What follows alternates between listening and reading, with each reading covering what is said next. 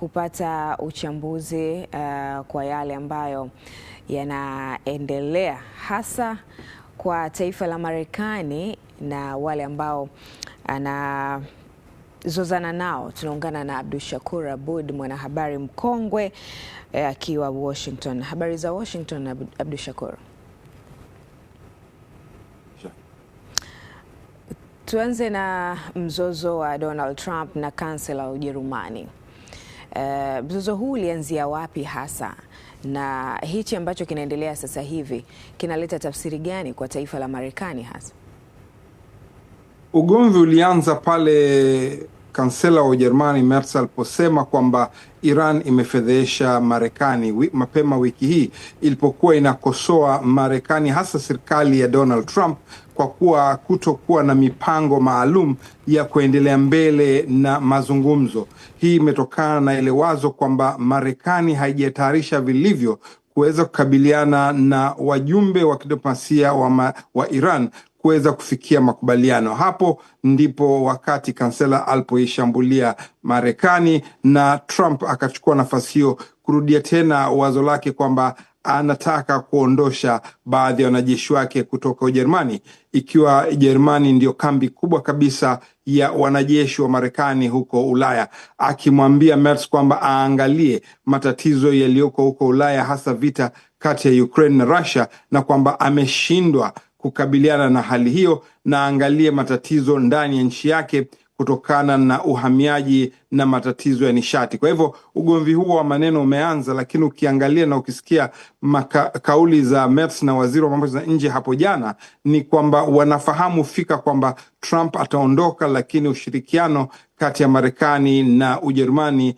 ngali imara, na hasa amesitiza juu ya haja ya kuimarisha NATO. Hata hivyo alisema kwamba lazima Ujerumani jitayarishe kuwa na jeshi lenye nguvu zaidi kuliko ilivyo hivi sasa. Sasa hali hii Abdushakur, inaleta tafsiri gani hasa pale ambapo Marekani imekuwa na mizozo ya hapa na pale na baadhi ya mataifa mengine, mzozo mkubwa ukiwa ni kati yake yeye na Iran, kuendelea kuzozana na mataifa mengine kunaleta tafsiri gani, na hata Wamarekani wenyewe wanachukuliaje pia hali hii? Wamarekani kwa sehemu kubwa sasa tunaweza kusema watu wameshazoea makauli ya Trump. Anajua kwamba yeye anatoa makauli namna hisia zake zinavyokuwa. Anatoa kauli asubuhi, jioni anabadilisha, na inaonyesha tafsiri mbaya kabisa juu ya utawala wake. Wamarekani wanazidi kupinga sera zake na kupinga utendaji kazi wake. Kwa hivyo Wamarekani wanachukizwa sana, na ukiangalia matayarisho ya uchaguzi wa kati ya mhula, wafuasi wa chama cha Democratic wamejitokeza kwa nguvu zaidi kuweza kupambana na kuondosha chama cha Republican kutoka bunge katika kujitayarisha uchaguzi utakaofanyika Novemba.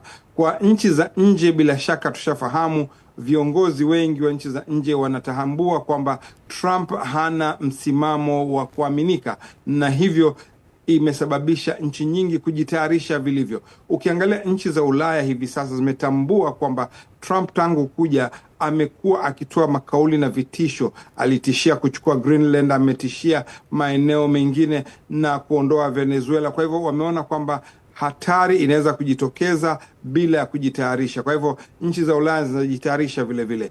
Ukiangalia Asia hivi sasa, kutokana na vita vya Iran, nchi hizo zinaangalia njia mbadala, nini kufanya kutegemea tena Marekani. Kwa hivyo inaweza kuathiri uhusiano wa Marekani na nchi nyingi, na utawala utakokuja utakuwa na kazi kubwa ya kurekebisha ushirikiano uliokuwepo na nchi mbalimbali za dunia. Hasa ukiangalia nchi za Kiarabu vile vile zimeanza kuangalia njia mbadala ya ushirikiano na kutotegemea sana Marekani. Mlango bahari wa Hormuz, Abdushakur, mlango bahari ambao dunia kwa sasa inapata tabu kupitia mlango bahari huo, na bado Mujtaba Khamenei ameona ni sehemu ya kuendelea kuishikilia ikiwa bado anaendelea kuzozana na Marekani. Lakini Donald Trump ameandika kupitia mitandao yake kwamba ile sio tena Strait of Hormuz, ni Strait of Trump. hii ni mbinu ya kisiasa na kidiplomasia katika vita, ama atakuwa na maanisha nini Donald Trump? Donald Trump nafikiri hivi sasa ndo ametambua kwamba njia hiyo ya bahari ya Hormuz ni muhimu kwa biashara ya dunia. 20% ya mafuta duniani inapita kutoka eneo hilo. Naonesha kwamba serikali yake haikuwa ina ufahamu wa umuhimu wa njia hiyo. Kwa upande wa Trump, anahisi akiendelea kuweka vizuizi na kuzuia usafiri katika njia hiyo, ataibana Iran katika upande wa kiuchumi na kuilazimisha kuja katika meza ya mazungumzo, au vile ataibana Iran mpaka uchumi wake uzorote, wananchi waanze kupinga serikali. Lakini anakosea katika masuala haya yote, kwa sababu njia ya Hormuz, kama tumemsikia Khamenei jana, ametoka kusema kwa mara ya kwanza baada ya muda mrefu kwamba atachukua msimamo mkali zaidi kuliko utawala uliotangulia. Kwa hivyo ni njia ya kueleza kwamba wako tayari kupambana kwa muda mrefu na mkakati huo wa Marekani. Katibu mkuu wa Umoja wa Mataifa Guterres jana vile alitoa tamko akitaka pande zote mbili kusitisha mvutano ili kuhakikisha kwamba uchumi wa dunia hautodorora. Manake hali ya kufunga njia ya Hormuz kunasababisha madhara makubwa ya kiuchumi na kisiasa kote duniani, na hivyo sio Iran peke yake kama vile Marekani inafikiria. Marekani inaona kwamba inazalisha mafuta yake peke yake, haijali mafuta ya kule, lakini biashara ya mafuta, biashara ya bidhaa kote duniani imekuwa katika soko la dunia. Kwa hivyo upande mmoja ukiumia, upande mwingine unadhurika vile. Kwa hivyo ingawa Marekani inategemea mafuta yake wenyewe, lakini bei ya mafuta imefika $4 kwa galeni, ikiwa ni kiwango cha juu katika miaka 4 iliyopita. Wamarekani wanaanza kulalamika, wanazuia matumizi, na ukizuia matumizi ughali wa maisha unaongezeka, na ughali wa maisha ukiongezeka uchumi unaporomoka. Kwa hivyo hali hii yote inazusha wasiwasi mkubwa, na Hormuz ni moja kati ya njia muhimu ya uchumi duniani. Katika yale ambayo Mujtaba Khamenei amezungumza jana, amegusia pia mpango wa nyuklia wa taifa la Iran, akisema kuwa msimamo wa nyuklia utaendelea pale pale. Nini Marekani anatakiwa kukifanya ikiwa tayari msimamo wa Iran unaonekana na uko wazi? Marekani kwa hakika hapa ndani, serikali ya Trump inadhani na inasema kwamba imeweza kuangamiza mfumo wa nyuklia wa Iran na Iran haitoweza kutengeneza tena nyuklia, lakini inasahau kwamba huwezi kuangamiza silaha bila ya kuangamiza elimu.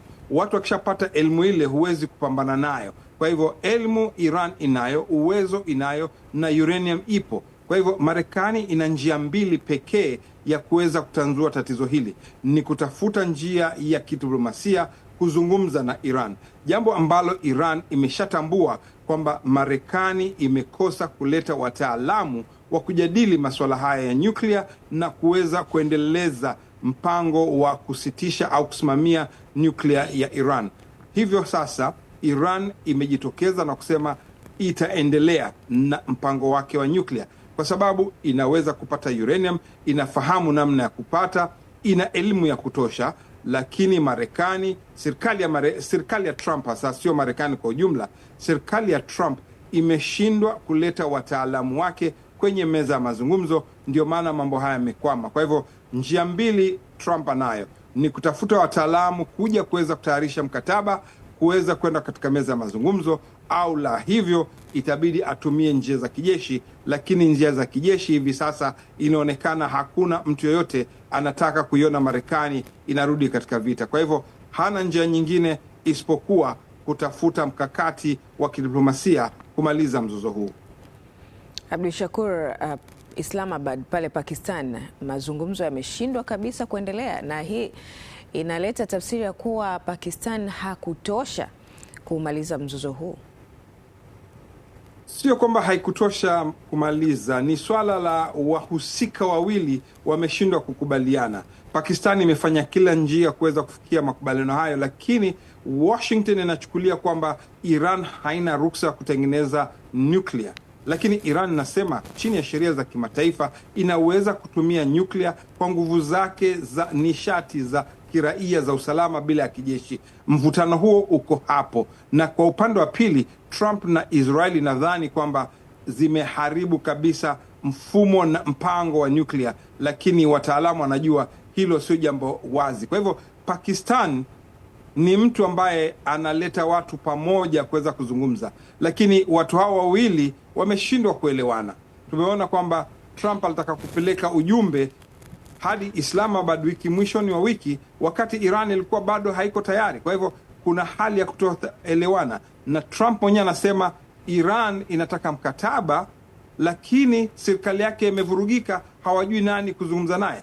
Kwa hivyo hatujui nini kinatokea ndani ya Washington. Labda hapa Washington wachambuzi wengi nasikia akizungumza, wanasema Trump hafahamu kile kinachotokea na nini cha kufanya kuendelea mbele, na huenda hilo ndo tatizo kubwa, wala sio Pakistani wala Iran. Mambo yako katika Washington kutokana na kupunguzwa wataalamu wa masuala ya kidiplomasia.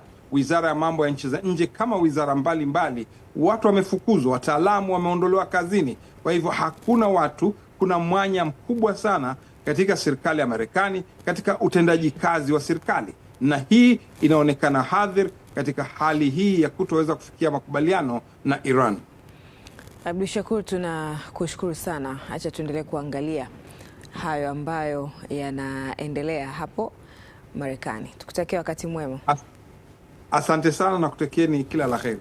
Shukran sana. Ni Abdushakur Aboud, mwanahabari mkongwe, naye tumezungumza naye akitupa uchambuzi na undani wa taarifa ambazo zinahusu mzozo wa Marekani, Iran na baadhi ya mataifa mengine.